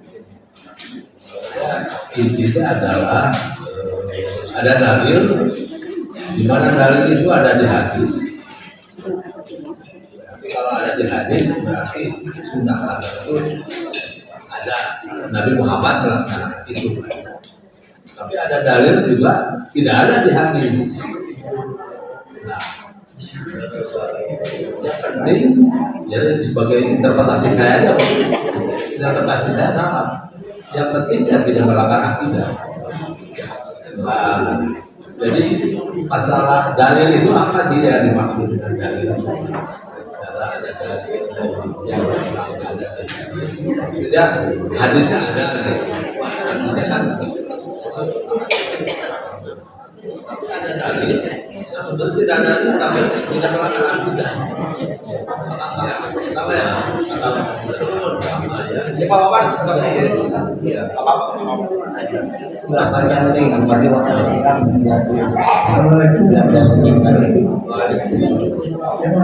Kalau dia ulang tahun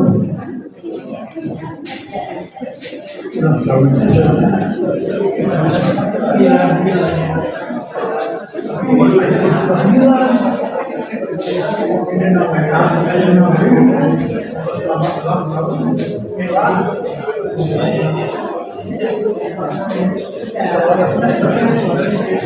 budaya budaya Islam,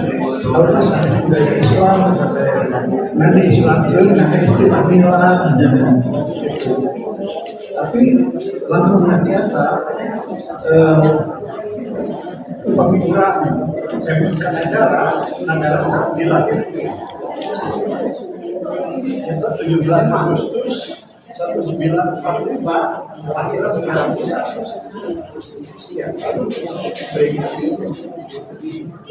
jadi saya rasa memperingati ulang tahun untuk kelahiran manusia, kelahiran negara, kelahiran sanes-sanes dari angkatan bersenjata, dari pahlawan.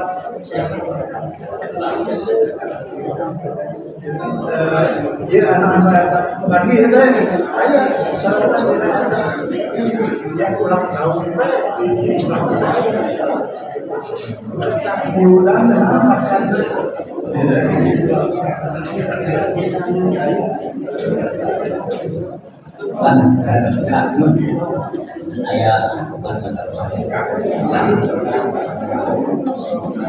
nggak waktu tadi teh membuat anwiji kita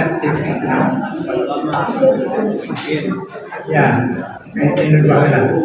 Bagaimana kalau kita jadi pemimpin? Sebenarnya kita jadi pemimpin itu kan untuk seluruh, bukan untuk umat Islam saja. Kalau jadi bupati, tapi kalau untuk masalah upacara keagamaan, maka kalau dia Muslim, untuk upacara keagamaan yang non Muslim ya nggak usah hadir. Kalau itu kan suruh saja di antar stafnya yang beragama itu mewakili dia kita jadi pejabat, mau jadi pejabat pensiun di Kementerian Agama ada Dirjen Bimas Islam, Dirjen Bimas Kristen, Dirjen Bimas Hindu. Baru saja itu kan Direktur Jenderal Pembina Masyarakat Islam, Pembina Masyarakat Hindu, kirim saja itu ke sana. Itu tidak berarti dia tidak setuju. Dia setuju dengan dia bukan setuju, tapi dia menghormati itu. Itu sebenarnya tidak terlalu sulit. Tapi jangan bersalamkan dia assalamualaikum sampai dibaca. Nah yang kedua nampak, yang pertama ini saya ingat tadi. Apakah itu anak itu berdosa? Yang dosa kalau dia besar dan anak orang tua tidak mendidiknya.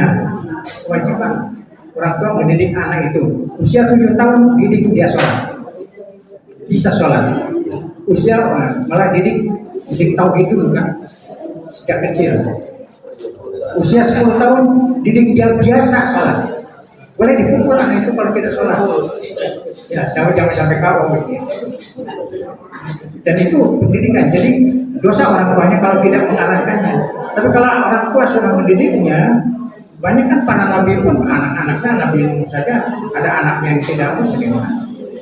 Kalau sudah dewasa itu bukan dia, bukan tanggung jawab orang tua. Tapi kalau sudah kecil itu tanggung jawab dia. Tapi kalau dia masih bukan Islam karena tidak pernah dididik, itu orang tuanya ke bawah. Jadi itu anak cara kata sekolah, anak kecil bapak anak ke bawah. Orang tua itu bukan Islam, Pak. Ya, kalau orang tua bukan Islam, dan dia kan hidup, nah itu dididik, dia tidak dididik Islam, itu orang tuanya tidak salah dan memang sudah bukan Islam. Tapi kalau dia sudah bisa Islam, dakwah Islam sampai kepadanya. Kecuali kalau tidak pernah mendengar dakwah Islam, nanti di akhirat itu ditanya dulu, apakah sudah sampai informasi kepadamu tentang aku?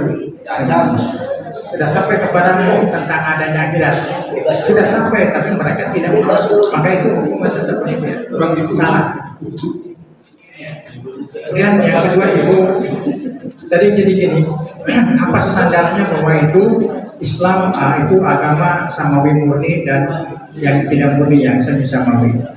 Kitabnya Al-Quran diturunkan langsung ditulis oleh para sahabat, dihafal para sahabat, dan pada zaman Utsman dibukukan, zaman Abu Bakar ditulis ulang, dan zaman Utsman kapan dibukukan semua wahyu itu dalam buku.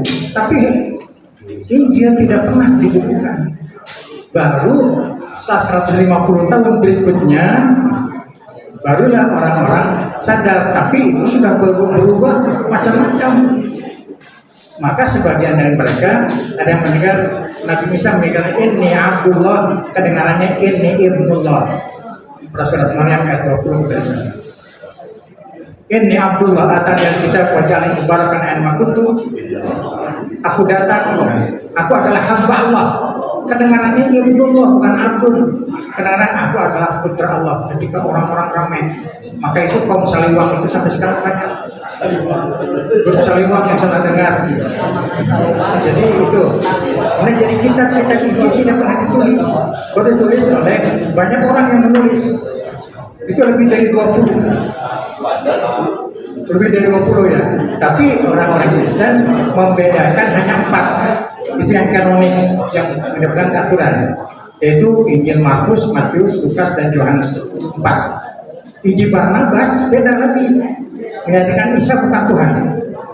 Dan itu oleh Paulus itu disingkirkan, termasuk kitab yang apokrif dalam Isma teks, naskah apokrif. Itu yang disembunyikan, tidak boleh muncul. Satu saat dalam saya baca, saya punya Injil Barnabas dalam bahasa Arab, bahasa Indonesia, dan bahasa Inggris. Yang teringgris The Gospel of Barnabas. Itu di sana ada pernyataan Barnabas ketika Yesus datang ke sebuah tempat. Di sana orang-orang menyebut dia Tuhan, putra Tuhan telah datang, Tuhan telah datang. Murah merah mukanya Yesus marah luar biasa dan menyatakan, jangan kau katakan sekali lagi asal Tuhan akan turun kalau kau katakan lagi. Aku adalah hamba Allah. Dalam Injil Markus. Jadi yang sekarang itu Injil bukan Injil yang diterima oleh Nabi Isa. Kita percaya pada Injil yang diterima oleh Nabi Isa. Al-Quran bukan merombak buku, tapi musaddiqul lima baina yadayhi minat Taurat dan Injil, membenarkan isi Injil benar, tapi Injil oleh Nabi Isa. Isi Taurat benar yang dibawa oleh Nabi Musa, tapi sudah tidak ada. Jadi kan itu mereka disebut muharrifun. Mereka adalah kelompok yang mengubah, dan gereja punya wewenang untuk mengubah. Karena saya mengajar secara teknologi dan tek Injil, saya ajarkan di pasca di teologi itu. Karena itu dimulai dari teknologi zamannya di Romawi Barat pada abad keempat Masehi. Dan pernah dipelajari juga di Gaza. Gaza itu pusat penelitian naskah Injil. Ya, barangkali. Kemudian Ibu sudah. Jadi keasliannya. Apakah Dari bahasa.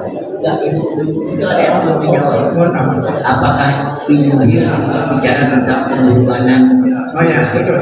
Benar.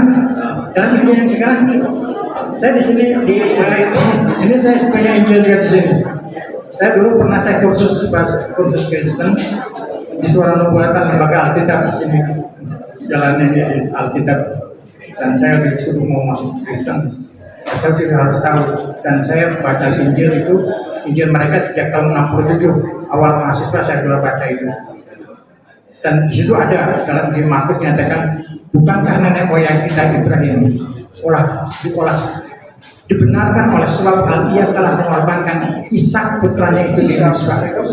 Ishak, mengapa Ishak itu diubah oleh mereka, oleh orang Yahudi yang mengubah? Mengapa? Karena Ishak itu putra Sarah, dan Ishak itu adalah Israel. Nama lain Ishak itu adalah Israel. Nenek moyang Ishak itu Ishak. Jadi yang peristiwa besar itu dihubungkan dengan Ishak. Kedua, di sisi lain dari kerajaan bahwa Ishak itu adalah putra mahkota, sementara Ismail itu dari Hajar itu dari selir. Yang berhak jadi secara kerajaan adalah putra mahkota, diubah menjadi Ishak. Padahal Ishak itu putra yang kedua dan Ismail putra yang pertama. Itu perubahannya dan benar itu ada. Dan saya baca bahasanya juga, saya dulu pernah berdebat dengan Profesor Parhal di fakultas. Parhal itu Kristen kan gitu. Dia menyatakan bahasa yang paling jelek bahasa Indonesia adalah bahasa terjemahan Quran. Saya katakan justru yang terbaik itu adalah bahasa Kristen. Karena Quran dia terjemahan orang Indonesia. Tapi terjemahan Injil oleh dulu zaman Nederland Bible Fellowship itu dari Belanda. Itu Kata Bapak nggak ada Injil, kok terjemahan Injil lagi? ya, terjemahan Injil itu bukan Bapak bilang Injil dalam tanda petik. Itu Injil yang oleh mereka. Yang ampat itulah. Ya, Injilnya itu. Yang ampat itulah. Ya, Bahasa itu Yunani itulah. Injil Kristen, bukan Injil Islam. Kristen. Ya, Injil Nasrani. ya, itu mulai ke sana. Injil Kristen itu diterjemahkan di dalam bahasa Indonesia oleh orang-orang Belanda. Kan itu saya pernah mengucapkan itu kalimat itu. Saya baca kayak gini, bukan karena nenek moyang kita Ibrahim telah dibenarkan oleh hal sebab ia, bahasanya sudah ngaco, telah mengorbankan putra Ishak di Mesbah. Mesbah itu ada tempat penyembelihan, zibun penyembelihan. Itu sebabnya diubah. Dan mengapa Yakub kemudian Nabi Yakub jadi namanya Israel, dan perjanjian baru disebutkan itu disebutkan begini, di satu malam ketika Yakub membawa putra-putranya nyebrang sungai, kemudian di sana tiba-tiba diserbu oleh seseorang, maka bergulatlah semalaman, dan Yakub ditendang oleh orang itu sampai pahan terpeleset. Dan akhirnya setelah terbit matahari, terbit fajar, berulang, kita selesai bertempur dan kau menang. Namamu hari ini bukan lagi Yakub, namun adalah Israel. Dan menyatakan bahwa itu yang menyerang itu Allah. Jadi Yakub bertempur dengan Allah, dan Allah menyatakan kau menang. Sejak saat ini namamu bukan Yakub lagi, namamu jadi Israel. Itu saya baca, nanti saya baca perjanjian, saya kumpulan beberapa ayat tentang ayat tauhid, tentang sebagian sisa-sisa kebenaran itu masih ada. Tentang komandemen 10 firman Tuhan itu adalah Al-Quran pada surat, ada surat Al-Isra. Ya, barangkali itu. Israel juga. Isra, ya, Isra. Bandung dijawab, bantu dan doa.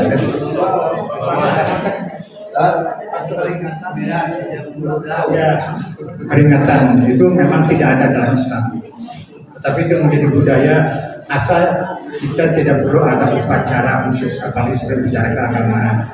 Kalau hanya sedang mengingatkan saja, mau mengingatkan ulang tahun, walaupun ulang tahun saya sebenarnya bukan itu, itu ulang tahun dalam ijazah dan dalam sertifikat semua, karena saya lahir bukan hari itu. Nah itu diberi oleh guru saya, guru Inggris, dan itu tetapi jadi itu sebenarnya asal jangan kita punya keyakinan yang salah satunya. Dan kata milad itu memang artinya kelahiran. Ini dalam ulang tahun ada dalam Islam. Idul Fitri ini itu ulang tahun. Idul Adha ulang tahun kurban ada. Dan mengenai ulang tahun Maulud itu sebenarnya dulu termasuk di Malaysia dalam beberapa naskah juga itu adalah mengungkap Qissatul Rasul, masa peperangan perjuangan Rasul. Jadi dibacakan sejarah Rasul itu untuk memberikan semangat pada tentara dan masyarakat membela menyerang lawan-lawan, termasuk di Malaysia ketika Portugal datang itu langsung Sultan mengumpulkan tentaranya dan itu di dalam sebuah Maulid Nabi.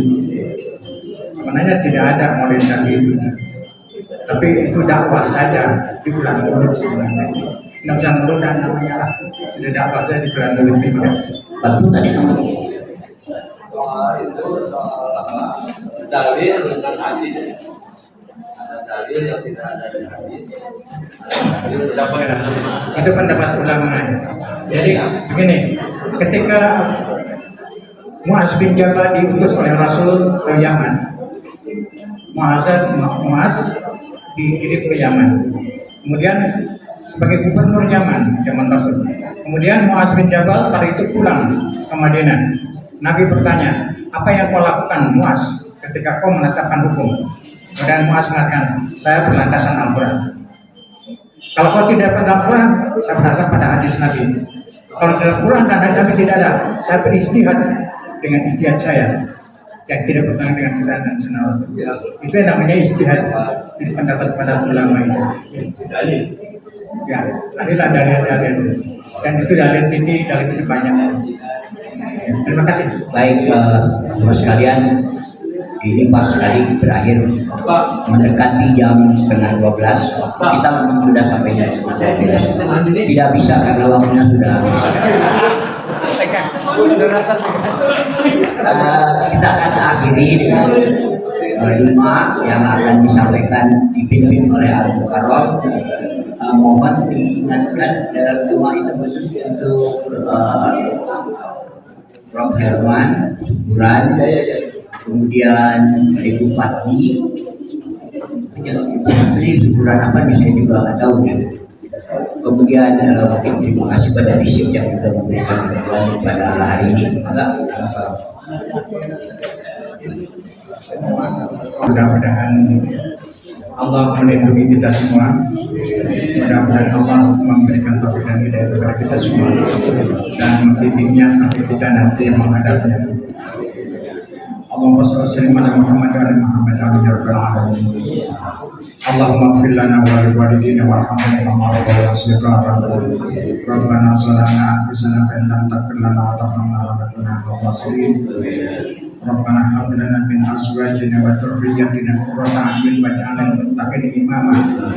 Allahumma ja'alna wa dhurriyyata wa ma'ana min ibadikas shalihin, min ibadikal qanitin, min ibadikas syakirin as-sabirin, min ibadikal faizin al-muflihin.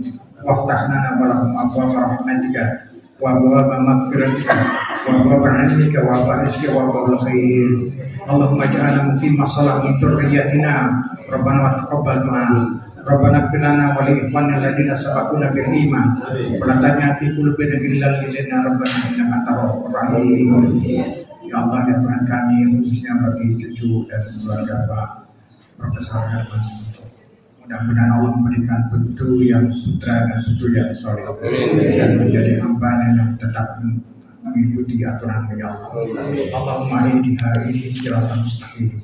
Allahumma ihdi siratal mustaqim. Allahumma ihdi siratal mustaqim. Wa lil maghdubi alaihim waladdallin. Rabbana atina fid dunya hasanah wa fil akhirati hasanah wa qina adzabannar. Wa adkhilna jannata ma'al abrar ya aziz ya ghafur ya rabbal alamin. Allahumma aslih lana dinana allati huwa ismatu amrina wa aslih lana dunyana allati fiha ma'ashuna. واصل لنا آخرتنا التي لنا معادنا اللهم اجعل الحياة زيادة لنا في كل خير واجعل الموت راحة لنا من كل شر اللهم اختم لنا بحسن الخاتمة ولا تختم علينا بسوء الخاتمة اللهم ربنا تقبل منا إنك أنت السميع العليم وتب علينا إنك أنت التواب الرحيم آمين يا رب العالمين. Assalamualaikum warahmatullahi wabarakatuh.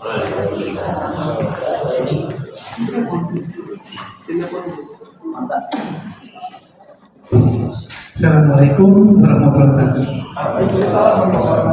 Alhamdulillahirrahmanirrahim.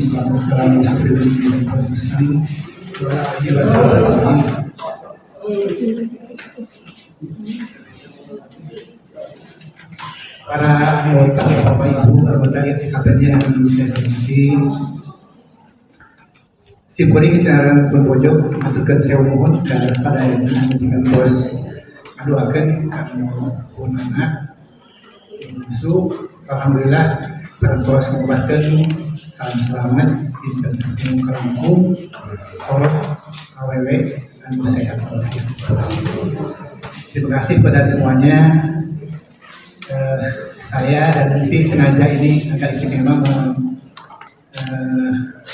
menyiapkan acara syukuran ini oleh karena anak saya ini 12 tahun menikah.